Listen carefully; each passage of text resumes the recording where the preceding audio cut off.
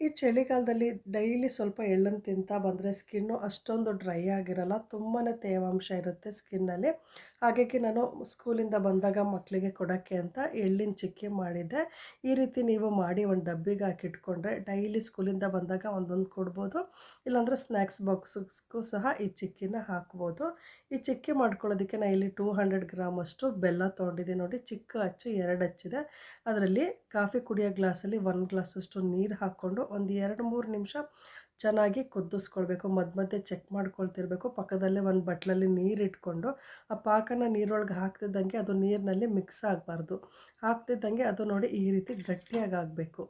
ನೋಡಿ ಈ ರೀತಿ ಗಟ್ಟಿಯಾಗಿ ಆದ ತಕ್ಷಣವೇ ಸ್ಟವ್ನ ಆಫ್ ಮಾಡ್ಕೊಂಡ್ಬಿಡಿ. ಅದು ಎತ್ತಾಕಿದ್ರೆ ನೀರೊಳಗಡೆ ಟಣ್ ಅಂತ ಸೌಂಡ್ ಬರುತ್ತೆ. ಅಲ್ಲಿವರೆಗೂ ಇದನ್ನು ಕುದಿಸ್ಕೊಂಡು ಈಗ ಸ್ಟವ್ನ ಆಫ್ ಮಾಡ್ಕೊಂಡಿದ್ದೀನಿ. ಇದಕ್ಕೆ ಹುರಿದಿರೋಂತಹ 1/4 kg ಅಂದರೆ 250 ಗ್ರಾಮಷ್ಟು ಬಿಳಿ ಎಳ್ಳು ಹಾಕ್ಕೊಳ್ತಿದ್ದೀನಿ. ಇನ್ನೂ ಅಳತೆ ಗೊತ್ತಾಗಿಲ್ಲ ಅಂದರೆ ನೀರು ಕುಡಿಯೋ ಗ್ಲಾಸಲ್ಲಿ ಈ ಗ್ಲಾಸಲ್ಲಿ 1 ಗ್ಲಾಸಷ್ಟು ಎಳ್ಳನ್ನು ಹಾಕ್ಕೊಂಡಿದ್ದೀನಿ.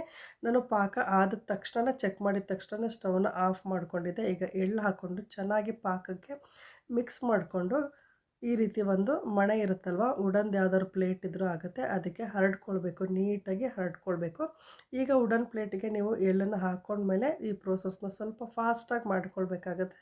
ಸ್ವಲ್ಪ ಬೇಗ ಗಟ್ಟಿಯಾಗುತ್ತೆ ಇದು. ನೀವು ಸೇಮ್ ಚಪಾತಿ ಲಟ್ಟಿಸ್ತೀರಲ್ವ ಅದೇ ರೀತಿ ಸ್ವಲ್ಪ ಮಣೆಗೆ ಮತ್ತು ಲಟ್ಟಣಿಗೆಗೆ ಆಯಿಲ್ನ ಸವರ್ಕೊಂಡು ಈ ರೀತಿ ತೆಳುವಾಗಿ ಲಟ್ಟಿಸ್ಕೊಳ್ಬೇಕು. ಲಟ್ಟಿಸ್ಕೊಂಡು ನಿಮಗೆ ಯಾವ ಶೇಪಲ್ಲಿ ಬೇಕೋ ಆ ಶೇಪಲ್ಲಿ ಕಟ್ ಮಾಡ್ಕೊಳ್ಬೇಕು. ನೋಡ್ತಾ ಇದ್ದೀರಲ್ವ ಎಷ್ಟು ಈಸಿಯಾಗಿ ಕಟ್ ಆಗ್ತಿತ್ತು. ಜೊತೆಗೆ ಸ್ವಲ್ಪನೂ ಮಣೆಗೆ ಅಂಟ್ಕೊಂಡಿಲ್ಲ. ಮಣೆಗೆ ಸ್ವಲ್ಪ ತುಪ್ಪ ಅಥವಾ ಎಣ್ಣೆನ ಸವರ್ಕೊಂಡು ಈ ರೀತಿ ಶೇಪಲ್ಲಿ ಕಟ್ ಮಾಡಿಕೊಂಡ್ರೆ ಎಳ್ಳಿನ ಚಿಕ್ಕಿ ರೆಡಿ. ಈ ವಿಡಿಯೋ ಇಷ್ಟ ಆದರೆ ಲೈಕ್ ಮಾಡಿ, ಶೇರ್ ಮಾಡಿ. ಬಾಯ್.